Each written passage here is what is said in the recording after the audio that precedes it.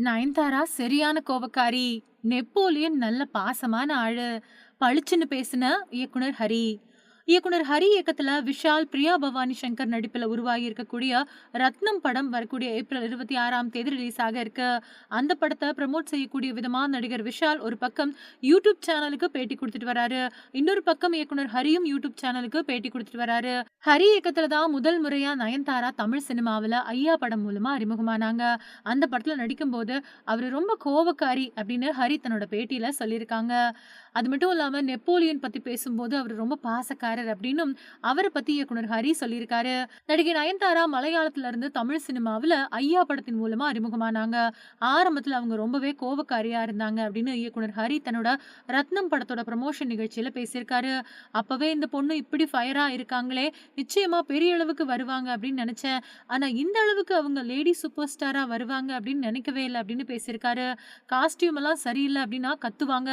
நான் தான் போய் அந்த பஞ்சாயத்தை எல்லாம் முடிச்சு வைப்பேன். நடிப்பு அப்படின்னு வந்துட்டா அப்பவே ரொம்ப சின்சியரா இருப்பாங்க. அதுதான் அவங்களோட வளர்ச்சிக்கு காரணம் அப்படின்னும் சொல்லியிருக்காரு. நெப்போலியன் ஃபோட்டோ காட்டி, "இவர பத்தி என்ன சொல்றீங்க?" அப்படின்னு கேட்டதுமே நெப்போலியன் ரொம்ப பாசக்காரரு.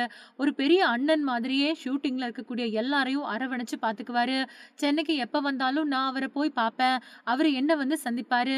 மகனுக்காக சினிமாவையெல்லாம் தூக்கி போட்டுட்டு அமெரிக்காவுல வாழ்ந்துட்டு வரக்கூடிய நல்ல மனுஷன் அப்படின்னும் நெப்போலியன பத்தி சொல்லியிருக்காரு.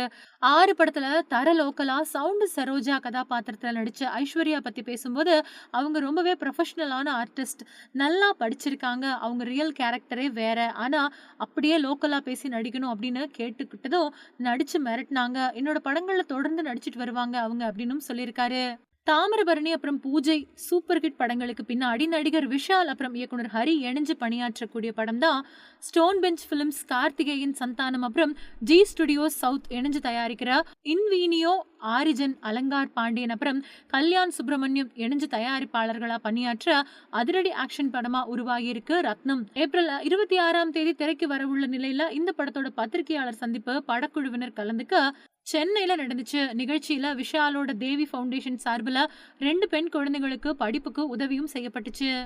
தயாரிப்பாளர் கார்த்திகேயன் சந்தானம் பேசும்போது, "ஹரிசாரி இயக்கத்துல விஷால் ஹீரோவா ஒரு படம் தயாரிப்போம் அப்படின்னு நினைக்கவே இல்ல. இது எல்லாம் அமைஞ்சது எனக்கு கிடைச்ச பெரிய வரம் அப்படின்னு தான் சொல்லுவேன். சந்தோஷத்தோட பண்ணியிருக்கிற படம் இது. தொழில்நுட்ப கலைஞர்கள் அப்புறம் நடிகர்கள் எல்லாருக்குமே நன்றி சொல்லிக்கிறேன்.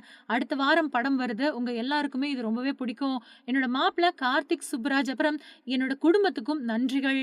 இன்வீனியோ ஆரிஜின் நிறுவனத்தோட சார்புல அலங்கார் பாண்டியன் பேசும்போது, "ஸ்டோன் பெஞ்ச் பிலிம்ஸ் கூட எங்களோட 2வது கூட்டணி இது. ஜிகர்தண்டா 2 அடுத்து இப்போ ரத்னம். எனக்கு ரொம்ப பிடிச்ச ஹீரோ விஷால். ஹரி சார் அவர் கூட மறுபடியும் இணைஞ்சிருக்காரு. இந்த படம் கண்டிப்பா பெரிய வெற்றி கொடுக்கும் அப்படின்னு நம்புறோம். எல்லாருக்கும் நன்றி." அப்படின்னும் சொன்னாரு. ஜி ஸ்டுடியோஸ் சார்புல வினோத் சிஜே பேசினது, "விஷால் என்னோட 6 வருஷ கால நண்பர். அவரோட படம் பண்ணணும் அப்படின்னு பேசிக்கிட்டு இருந்தோம். அந்த நிலையில தான் ஹரி சார அறிமுகப்படுத்தி படம் பண்ணலாம் அப்படின்னு சொன்னாரு. இந்த மாதிரி ஒரு வெற்றி கூட்டணியில இணையறது ரொம்ப பெரிய மகிழ்ச்சியா இருந்தது.